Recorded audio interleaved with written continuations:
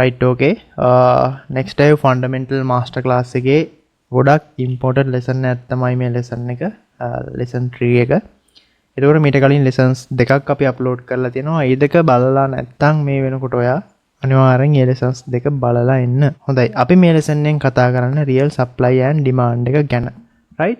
ඒතකොට අපි කලින් lesson දෙකකින් කතා කරා geopolitical කියන්නේ මොකද්ද සහ macroeconomic analysis කියන්නේ මොකද්ද කියන එක සම්බන්ධව. එතකොට මාතෘකා දෙක විතරයි කතා කරේ. ඉස්සරහට තමයි අපි topics one by one ඉතාමත් පැහැදිලිව කතා කරන්නේ. right?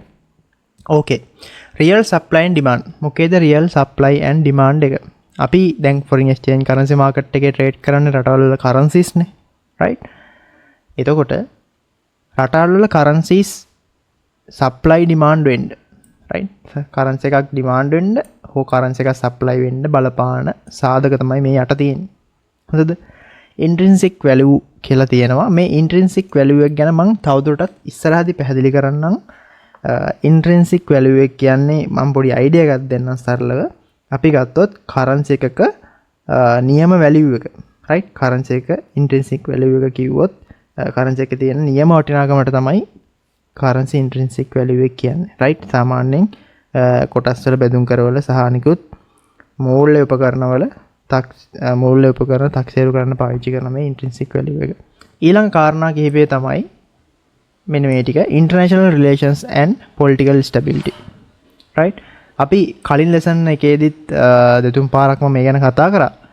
ඒ වුණාට මම පොඩ්ඩක් deeply කතා කරනවා මේ export and import ගැන මට ගොඩක් deep කතා කරන්න ඕනේ මෙතනදී. political stability, international relations and political stability. අපි international relations කියලා උඩින් ගමු. සහ political stability, export and import මේ topic තුන මම ඔයාලට ඉතාමත් පැහැදිලිව තේරෙන විදිහට කියලා දෙන්න. අපි white board එකට ගියොත් එහෙම අපි example ගමුකෝ LKR එක කියලා. right? example එකට LKR එක ගන්නවා මම. okay LKR capital වලින් දා ගන්නවා. LKR එක ගත්තොත් ශ්‍රී ලංකා රුපීස් නේ. එතකොට LKR එක supply වීමට හෝ demand වීමට, ඒ කියන්නේ buy වෙන්න හරි sell වෙන්න හරි මොනවද බලපාන්නේ? මෙන්න මේ international relations බලපානවා. දැන් ශ්‍රී ලංකාව ගත්තොත් එහෙම ශ්‍රී ලංකාව වගේ රටක දේශපාලකයෝ එහෙම නැත්නම් රටේ දේශපාලන අස්ථාරත්වයක් තියෙනවා නම් ඒ වෙලාවට මොකද වෙන්නේ? investment රටට එන්නේ නැහැ. ඒ කියන්නේ political stability එක නැත්නම් රටට investment එන්නේ නැහැ. එතකොට international relations ඒ වගේ තමයි. international relations කියන්නේ අන්තර්ජාතික සම්බන්ධතා. right? international relations කියන්නේ අන්තර්ජාතික සම්බන්ධතා. අපේ රට තියෙනවා ශ්‍රී ලංකාව තියෙනවා. එතකොට ශ්‍රී ලංකාවේ right LKR එක තියෙනවා. international relations කියලා ගමන් IR international IR කියලා කොහොම දාන්නම්. මේ international relations අපේ රටේ ආණ්ඩුව ඒවකට පාවිච්චි කරන ආණ්ඩුවක් වෙන්න පුළුවන් යම් කිසි විදිහකට මේක මිද දමා ගන්නවා. right? එතකොට ඒක රටේ ඉකොනොමි එකට හොඳයිද? රටේ ඉකොනොමි එකට ඒක හොඳ නැහැ. right? ඇයි අපේ රට අපි හිතමු ඔන්න ශ්‍රී ලංකාව තියෙනවා. ශ්‍රී ලංකාව ඉන්දියාවත් එක්ක හොඳ සම්බන්ධතා පවත්වා ගන්නේ නැහැ. මොකද වෙන්නේ? රටවල් අතර දේශපාලන රටවල් අතර තියෙන සම්බන්ධතා දුර්වලයි. රටවල් අතර තියෙන සාමකාමී වාතාවරණය එච්චර හොඳ නැහැ. right? රටවල් දෙකේ ජනාධිපතිවරුන් වෙන්න පුළුවන්. රටවල් දෙකේ පාලකයෝ සමගියෙන් නෙවෙයි ඉන්නේ. හිතමනමකම් තියෙනවා. දැන් අපි දැක්ක පහුගිය සති කිහිපයකට කලින් මාස කිහිපයකට කලින් ඩොනල්ඩ් ට්‍රම්ප් සහ යුක්‍රේන ජනාධිපති අතර සුහද හමුවක් තිබ්බා. ඒක සුහද හමුව කෙලවර වුණේ සුහද හමුවකින් නෙවෙයි. හිතමනමකම් ඇති වෙලා එතනින් පස්සේ එයාලා ගහින් බස් වියලා. right? එතකොට මොකද වෙන්නේ? US සහ යුක්‍රේන අතර international relations බිඳ වැටෙනවා. right? ඒක threat එකක් ඒ රටේ ඉකොනොමි එකට. ඇයි US වලින් යුක්‍රේනට ඉන්වෙස්ට්මන්ට් එන්නේ නැහැ. එයාලගේ මොනවා හරි trade relations තියෙනවා නම් බාණ්ඩ හොමාරු කරනවා නම් right? ඒ දේවල් නවත්තනවා. ඒ වගේ තමයි ඉන්දියාව ශ්‍රී ලංකාව ගන්න ඔය කාරණා දෙකට ඇප්ලයි කරලා. ඔය කාරණාවට ඇප්ලයි කරලා. රයිට්. ඉන්දියාව ශ්‍රී ලංකාව අතර තියෙන සම්බන්ධතා බිඳ වැටෙනවා නම් ඉන්දියාවේ ලංකාවට ඉන්වෙස්ට්මන්ට් එයිද? ඉන්දියාවේ ලංකාවට ඉන්වෙස්ට්මන්ට් එන්නේ නැහැ. එතකොට මොකද වෙන්නේ? අන්න අන්තර්ජාතික වශයෙන් සම්බන්ධතා ඇති වෙන්න ඕනේ. රයිට්. එතකොට මොකද වෙන්නේ? අන්න අන්තර්ජාතික වශයෙන් සම්බන්ධතා බිඳ වැටෙනවා. එතකොට රටට ඉන්වෙස්ට්මන්ට් එන්නේ නැහැ. රටට ඉන්වෙස්ට්මන්ට් එන්නේ නැහැ කියන්නේ LKR එකට එක හොඳයිද? ඒක LKR එකට ශ්‍රී ලංකා රුපීස් වලට හොඳ දෙයක් නෙවෙයි. නේ රටට ඉන්වෙස්ට්මන්ට් එන්නේ නැති එක LKR වලට හොඳ දෙයක් නෙවෙයි. ඒතකොට කරන්සි එක ඩිප්‍රීෂিয়েට් වෙනවා. පැහැදිලිද? ඉකොනොමි එක ගැන තමයි අපි මෙතනදී අධ්‍යයනය කරන්නේ. ඉතින් අපි ඉකොනොමි එක ගැන අධ්‍යයනය කරනකොට මෙන්න මේ දේවල් අනිවාර්යෙන් දැනන් ඉන්න ඕනේ. පැහැදිලිද? එතකොට ඉන්ටර්නැෂනල් රිලේෂන්ස් කියන්නේ රටේ පුරවැසියන්ට ගිහිල්ලා ඇති කරගන්න පුළුවන් දේවල් නෙවෙයි. රාජතාන්ත්‍රික වශයෙන් රටේ දේශපාලනය කරන උදවිය වෙන්න පුළුවන්. රටේ පරිපාලනය කරන උදවිය වෙන්න පුළුවන්. එයාලා රාජතාන්ත්‍රිකව ඇති කරගන්න සම්බන්ධතා තමයි ඉන්ටර්නැෂනල් රිලේෂන්ස් කියලා කියන්නේ. ඒක සාමාන්‍ය මිනිසුන්ට කරන්න බෑ. හොඳද?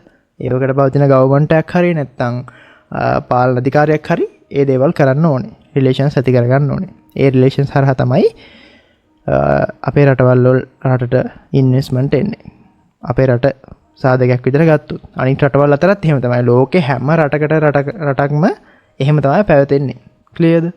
රයිට්. ඒ කියන්නේ ඉන්දියාවට, චීනට, ලංකාවයි චීනේ, ඊට පස්සේ ඉන්දියාවයි පාකිස්තානේ, ඉන්දියාවයි හැම රටවල් දෙයක් සම්බන්ධව මම මේ කතා කරේ. ඕන රටකට ඔක පොදුයි. හරිද? එතකොට අපි හිතන්න අපිට මොකක් හරි නිවුස් එකක් දැනගන්න ලැබෙනවා. US තියෙනවා. ඊට පස්සේ කැනඩාව තියෙනවා. හරි. මම 100 කියලා දාන්න. මෙයාලගේ ඉන්ටර්නැෂනල් රිලේෂන්ස් බිඳ වැටෙනවා. එතකොට මොකද්ද වෙන්නේ? US වලින් කැනඩාවට එන එක්ස්පෝර්ට් ඉම්පෝර්ට් නතර වෙන්න පුළුවන්. රයිට්. ඒතකොට කැනඩාවෙන් US වලට එක්ස්පෝර්ට් කරන නතර වෙන්න පුළුවන්. ඔය වගේ දේවල් වල ගැටුම්කාරීත්වයක් නැති වෙන්න පුළුවන්. දැන් US චයිනා ගත්තොත් එහෙම වැඩිපුර ටැක්සස් ගහලා තියෙනවා. ඔයාලට අහන්න දකින්න ලැබෙන්න ඇති. ඉතින් එතකොට මොකද වෙන්නේ? US වලින් චයිනා වලට අපනායනකරණය අඩු වෙනවා. එහෙම මෙහෙට වෙනවා අඩු වෙනවා. ඔන්න ඔය ගැටුම් සිද්ධ වෙනවා. එතකොට ඒවා ටැක්ස් වලින් වෙන්න පුළුවන්. ඒ ගැටුම් සිද්ධ වෙන්නේ නැත්නම් වචන වලින් වෙන්න පුළුවන්. නැත්නම් අවියායුධ වලින් වෙන්න පුළුවන්. යම්කිසි ආකාරයකට ඒ රිලේෂන් එක බිඳ වැටුනොත් ඒ රටවල් දෙකේ ඉකොනොමි එකට හොඳ දෙයක් නෙවෙයි. රයිට්. එතකොට එක්ස්පෝර්ට් කරන දේවල් වල සාධක බලලා ඒ දේවල් මොනවද කියලා අධ්‍යයනය කරලා අපිට නිගමනයකට එන්න පුළුවන් මෙන්න මේ කාරණා හින්දා මේ විදිහට වෙයි කියලා. right? සරකානුකූලව අපිට යම්කිසි දේවල් ගොඩනගලා ඒව මාකට් වලට ඇප්ලයි කරලා ට්‍රේඩ් කරන්න පුළුවන්. මම හිතනවා ඔයාලට මම මේ කියන එක පැහැදිලි ඇති කියලා. right. එතකොට අපි එහෙනම් අනිවාර්යෙන් ඉන්ටර්නැෂනල් රිලේෂන්ස් කියන එක දැනන් ඉන්න ඕනේ. right. එතකොට කරන්සි එකක් සප්ලයි වීමට හෝ ඩිමාන්ඩ් වීමට දැන් අපි ගත්තොත් LKR ඉහළට යන්න හෝ පහළට යන්න පොලිටිකල් ස්ටැබිලිටි එක අනිවාර්යෙන් බලපානවා. පැහැදිලිද? පොලිටිකල් ස්ටැබිලිටි එක අපි කලින් කතා කරා. මම තවදුරටත් කතා කරන්නම්. දැන් ලංකාව ගත්තොත් එහෙම ලංකාවේ දේශපාලන කරන අධිකාරියක් තියෙනවා. ඔයාලා දන්නවා. ඒක කාලෙන් කාලට වෙනස් වෙනවා. ඒ මිනිස්සු පිස්සු කෙලිනවා නම් දේශපාලන අස්ථාවරත්වයක් තියෙනවා නම් පොලිටිකල් ස්ටැබිලිටි එක නැතිනම් මොකද වෙන්නේ? අන්න ඒ වෙලාවට රටට ඉන්වෙස්ට්මන්ට් එන්නේ නැහැ. right? අපි ලංකාව මම මෙහෙම SL කියලා දාන්නම්. right? අපේ රටට ඉන්වෙස්ට්මන්ට් එන්න නම් මොකද වෙන්නේ? අපේ රටට ඉන්වෙස්ට්මන්ට් එන්න නම්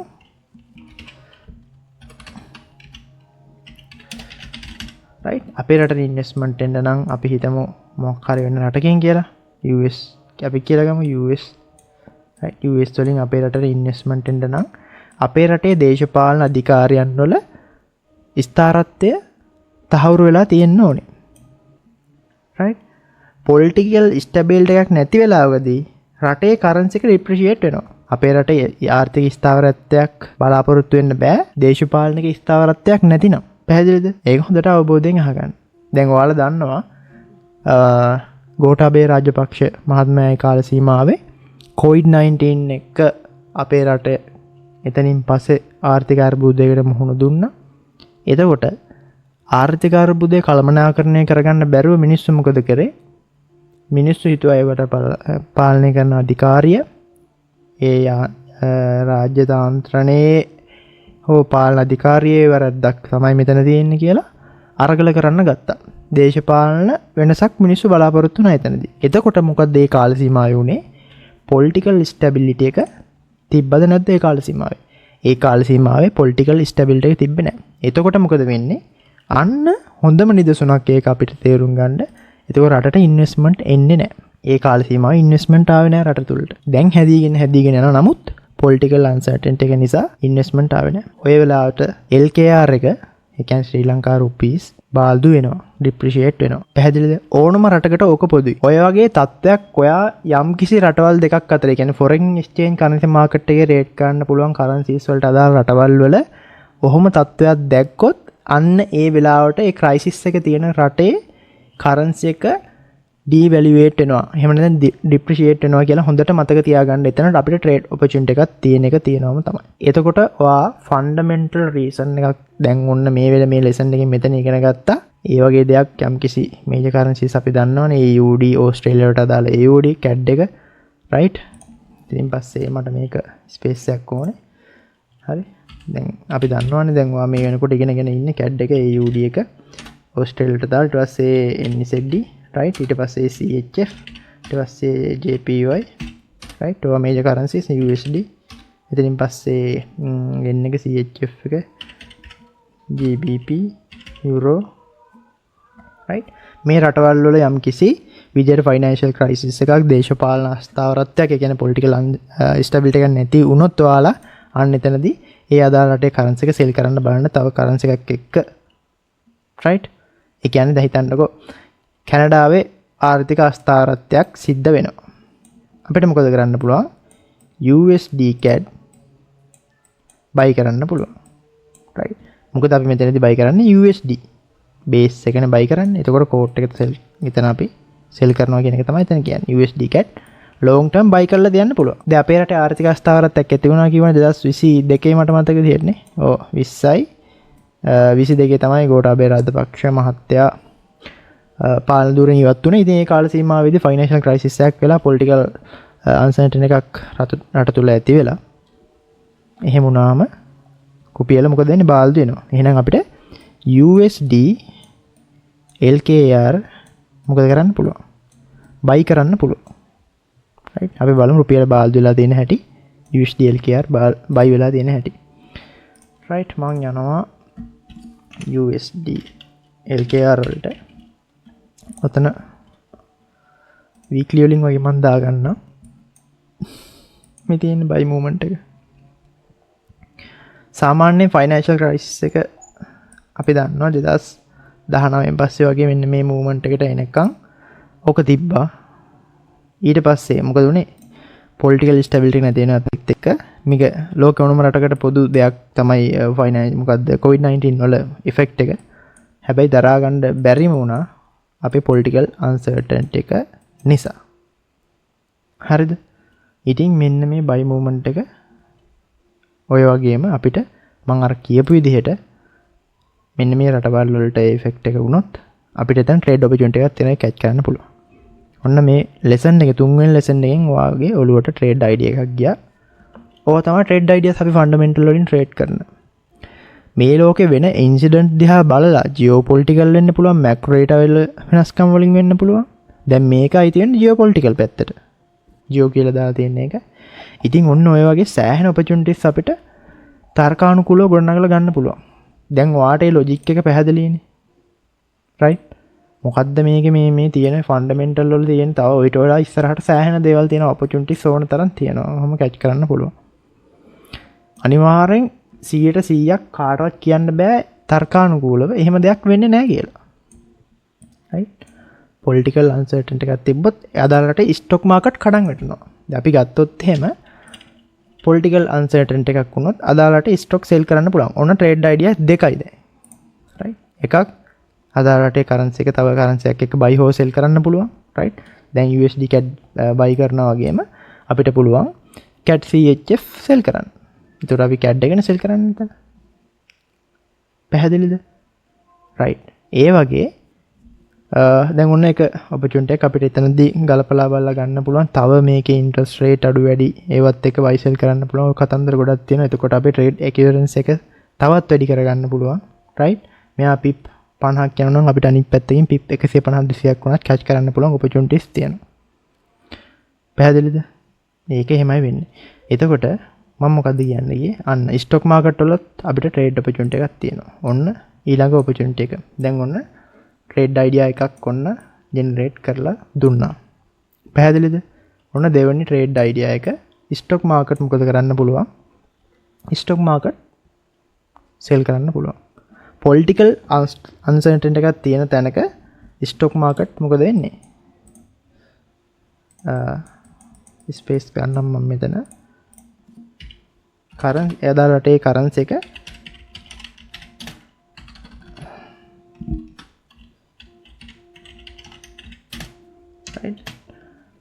පොලිටිකල් අන්සර්ටනිටි එකක් තියෙද්දි කරන්සි එක මොකද වෙන්නේ? සෙල් වෙනවා. හරි ස්ටොක්ස්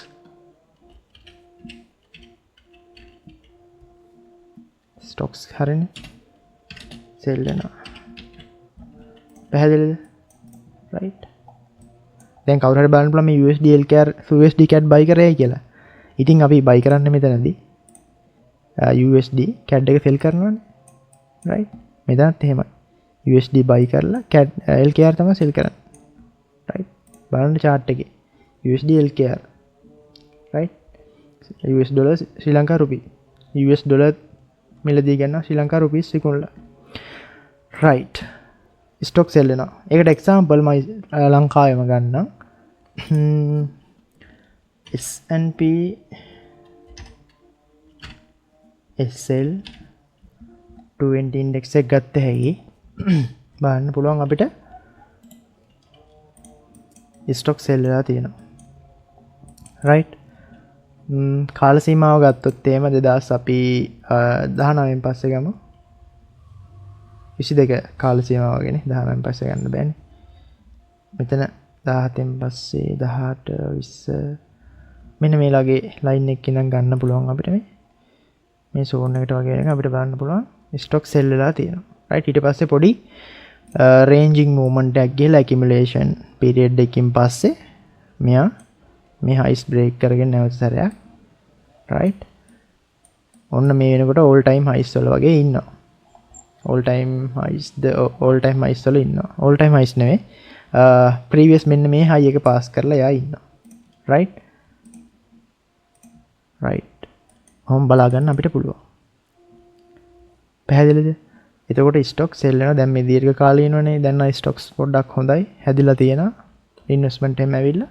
ඉතින් බලන්න පුළුවන් ස්ටොක් සෙල්ලා තියෙනවා 2022 ෆයිනෑන්ෂල් ක්‍රයිසිස් එක පොලිටිකල් අන්සර්ටනිටි එක තියෙන කාල සීමාව ඇතුළත මේ හරි 2023.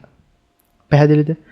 එන්න ඒ වගේ මේ රටවල් වලට අදාළව දැන් අපි ලංකාවේ ගත්ත ස්ටොක් සෙල් කියලා. ඒ වගේම කැනඩාවෙත් පොලිටිකල් අන්සර්ටනිටි එකක් තිබ්බොත් CAD එක සෙල් වෙනවා, ස්ටොක් සෙල් වෙනවා. රයිට්. ඒ වීඩියෝ වලත් එහෙමයි. රයිට්. USD වලත් US ස්ටොක් මාකට් සෙල් වෙනවා. රයිට්. ඒ විදිහට තමයි තියෙන්නේ. ඕකේ. රයිට්. ඉස්සරහදී මම ලෙසන්ස් වලදී කියලා දෙනවා මේ අදාළ රටවල් වලට අදාළ ස්ටොක්ස් සෙල් කරන්නේ කොහොමද? ඒවට තියෙන සාධක මොනවද සහ රේට් ඔපචුනිටිස් ප්ලේස් කරගන්නේ කොහොමද කියලා.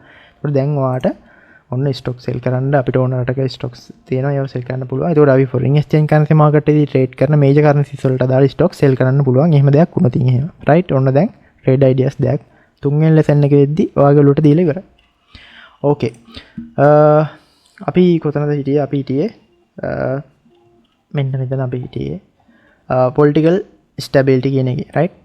ඕකේ. පොලිටිකල් ස්ටැබිලිටි එකක් එහෙනම් නැති තැනක මොකද වෙන්නේ? කරන්සි එක ඩිමාන්ඩ් වෙන්නේ නැහැ. කරන්සි එකට තියෙන ඉන්වෙස්ටර්ස් කොන්ෆිඩන්ස් එක අඩු වෙනවා. ඒකයි මෙතන වෙන්නේ. රයිට්. මොකද මෙතන වෙන දේ තමයි මේ කියන්නේ. මෙතන වෙන්නේ ඇත්තටම දැන් රට ලංකාවේ දිහා බැලුවොත් එහෙම ශ්‍රී ලංකාව දිහා දැන් ඉන්වෙස්ටර්ස්ලා බලද්දී ඉන්වෙස්ටර්ස්ලා මොකද කරන්නේ? පොලිටිකල් ස්ටැබිලිටි එක නැති නිසා ලංකාවේ ඉන්වෙස්ටර්ස්ලායි ඒ කියන්නේ පිට රටින් එන ඉන්වෙස්ටර්ස්ලායි මොකද කරන්නේ? එයාලා බලන පොලිටිකල් ස්ටැබිලිටි එකක් නැහැ. දේශපාලන අස්ථාරත්වයක් මෙතන තියෙන්නේ. ඒ හින්දා මේ රටට ඉන්වෙස්ට්මන්ට් කරන්න සුදුසු නෑ මේ වෙලාවේ. ඉන්වෙස්ට්මන්ට් එක ටිකක් අයින් කරගන්න තමයි දැන් මේ වෙලාවේ තියෙන්නේ. රයිට්. එහෙමයි තමයි හිතන්නේ ඉන්වෙස්ටර්ස්ලා. අපේ රටේ ඉන්වෙස්ටර්ස්ලා වුණත් ස්ටොක් මාකට් වල ඉන්න කට්ටිය වුණත් දේශපාලන අස්ථාවරත්වයක් තියෙද්දි යාලා දන්නවා රයිට් දැන් මේක හරියන්නේ නැහැ අපේ ස්ටොක්ස් අපි සෙල් කරලා අපි සල්ලි ටිකක් අතට අරන් තියාගමු මේක හරියන තත්ත්වයක් නෙවෙයි මෙහෙම දෙයක් වුණාම මෙහෙම තමයි වෙන්නේ කියලා වෙන ඉන්වෙස්ට්මන්ට් මෙතඩ් වලට යනවා. ඉතින් ඒ වෙලාවට තමයි මෙන්න මේ ස්ටොක් සෙල් වෙන්න පටන් ගන්න. හැමෝම විකුණනවනේ. රයිට්? සෙල් කිරීමේදී මොකද වෙන්නේ? සෙල් වෙනවා. විකුණද්දී සෙල් වෙනවා. හරි කඩාගෙන වැටෙනවා. ඉතින් ඒ හින්දා තමයි කරන්සි එක ඩිමාන්ඩ් වෙන්නේ නැත්තේ. රයිට්? ශ්‍රී ලංකා රුපීස් වලට ඉන්වෙස්ට්මන්ට් එන්නේ නැහැ. එතකොට ස්ටොක් මාකට් එකට එන්නේ නැහැ. රයිට්? ඔක තමයි කතන්දරේ. එතකොට ස්ටොක් මාකට් සෙල් වෙනකොට රයිට්? අපි ගමු මෙයා සෙල් වෙනකොට රෙඩ් කලර් වලින් දාමු. ස්ටොක් සෙල් වෙනකොට මම මේ විදිහට අඳින්නම්. companies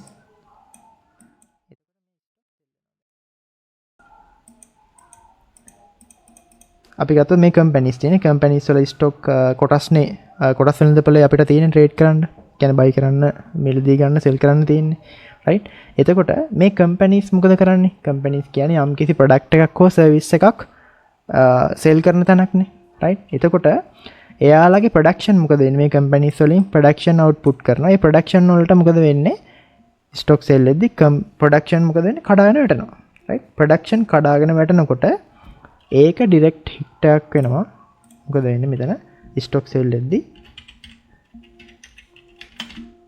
රයිට් ප්‍රොඩක්ෂන් කඩාගෙන වැටෙනවා හරි ප්‍රොඩක්ෂන් කඩාගෙන වැටෙනවා ප්‍රොඩක්ෂන් කඩාගෙන වැටෙද්දී ඒක ලංකාවේ GDP එකට දල දේශීය නිෂ්පාදනයට දැනෙනවා එහෙම වෙනවනේ රයිට් කම්පැනිස් වල වැඩිපුර සේල් එකක් වෙන්නේ නැහැ කියන්නේ ප්‍රොඩක්ෂන් කඩාගෙන වැටෙනවා එතකොට ඒක ලංකාවේ ෆයිනලි එකතු වෙන්නේ අන්තිමේදී දලදේශ නිෂ්පාදනයටනේ. එතකොට දලදේශ නිෂ්පාදනය මොකද වෙන්නේ?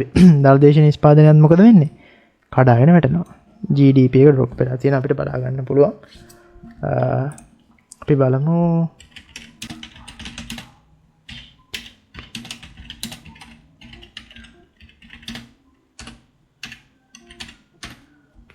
එදා 22 වගේ කාල සීමාවට යන gross domestic trade economics වල අපිට බලන්න පුළුවන් වෙයි GDP එකට ඒක බලපානවා හරි 5 බලමු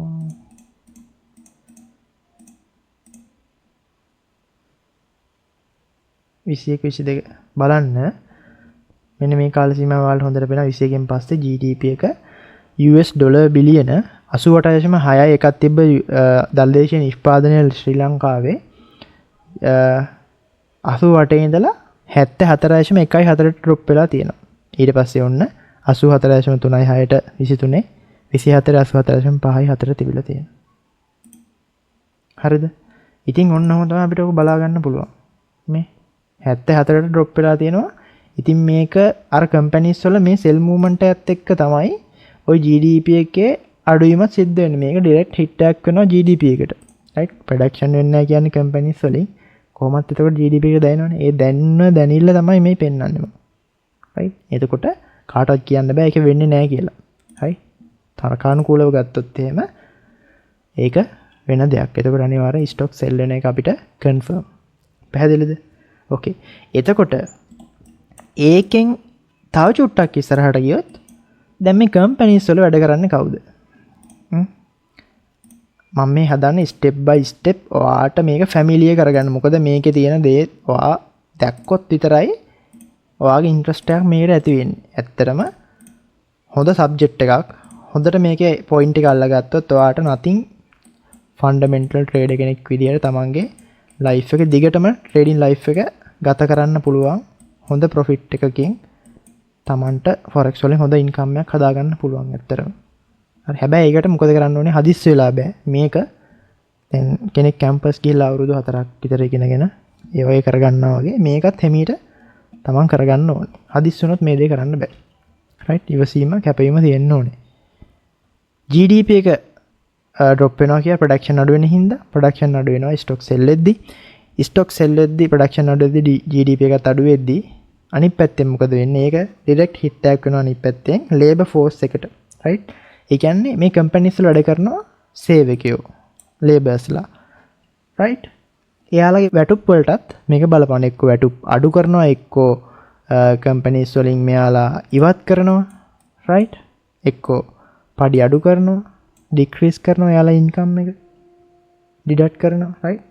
ඒක වැටුප් වලට ඒක බලපානවා. වැටුප් වලට බලපානවා කියන්නේ එතනින් පස්සේ ඒ කොහෙට දනින්තිමට බලපාන්නේ මෙයාලා හවසට යන්නේ කොහෙද ගෙදර රයිට් ගෙදර ගියාට පස්සේ වෙන දරගෙන පඩිය නෙමෙයි දැන් අයට දැන් 50ක් ගත්තාම ඕන 35කට අඩු කරලලු. එයි මෙන්න මේ ස්ටොක් සෙල් වීම නිසා. ඒකට බලපෑම මොකද්ද? පොලිටිකල් ස්ටැබිලිටි එක නැති එක. මේ පොලිටිකල් ස්ටැබිලිටි එක කොච්චර වැදගත්ද කියලා දැන් ඔයාලට තේරෙනවද? රයිට් රටක පොලිටිකල් ස්ටැබිලිටි එක කියන්නේ සෑහෙන වැදගත් දෙයක්. රයිට් ඒකයි කතන්දරේ. එතකොට පවුලට ඒක දැනෙනවා. රයිට් වෙනදා කියන හාල් කිලෝ 10 නෙමෙයි ගේන්නේ හාල් කිලෝ 5යි. අර ඒ වගේ 3 වේලක් කෑවනම් කන්නේ 2 වේලයි. ඒ මට්ටමට මිනිස්සු හැඩ ගැහෙන මිනිසුන්ට සිද්ධ වෙනවා. දැන් ඔයාලා දන්නවා ඇති 2018 න් එහා හාල් කිලෝ එක ප්‍රයිස් එක කොහොමද තිබු දැන් තියෙන්නේ කොහොමද? රයිට් 400 ගානට හාල් කිලෝ 5ක් සාමාන්‍යයෙන් 400 ගානට ගත්ත හැකි 460ට 480ට ගත්ත හැකි 2018 න් එහා. හැබැයි මෑතක නෙමෙයි 2026 25 මේ අවුරුදු 6කට කලින් වගේ 7කට හරි එතකොට දැන් වෙද්දි බලන්න හාල් කිලෝ 5ක් ගන්න සාමාන්‍යයෙන් දේවල් 5 10යි 1000 ගාණක් ඕනේනේ. ඔව් 1000 ගාණක් ඕනේ. එතකොට මිනිසුන්ගේ මූල නිදහස මෙතන මොකද වෙන්නේ? මිනිසුන්ගේ මූල නිදහස උදුර ගන්නවා පොලිටිකල් අන්ස්ටැබිලිටි එකක් තියෙන වෙලාවකදී. පැහැදිලිද? එතකොට මම හිතනවා ඔක තේරෙන්නේ නැති කියලා. එතකොට ලේබර් මාකට් එක පැත්තෙන් අපිට තව මේක මට ඉස්සරහට කතා කරන්න පුළුවන් ඇතුළට අපි US වගේ රටක් ගත්තොත් එහෙම රයිට් US වගේ රටක් ගත්තොත් එහෙම US වල මෙහෙම දෙයක් වුණොත් NFP data කියලා අපි දන්නවා ට්‍රේඩ් කරන ඔය NFP data එහෙම drop වෙනවා ඒකට ඒ වගේ opportunities කලින් මම දුර ගන්න පුළුවන් ඔය කතන්දර ගොඩක් තියෙනවා රයිට් දැන් එක මෙතන දිගාරින්න ගියොත් එහෙම මේක මුලින් ඉඳන් ඉගෙන ගන්න කෙනෙක් නම් යාට පැටලෙනවා රයිට් ඕකේ එතකොට අපි නැත්තේ political stability කියන එකෙන් ඉතින් ඔන්න ඔකයි කතන්දරේ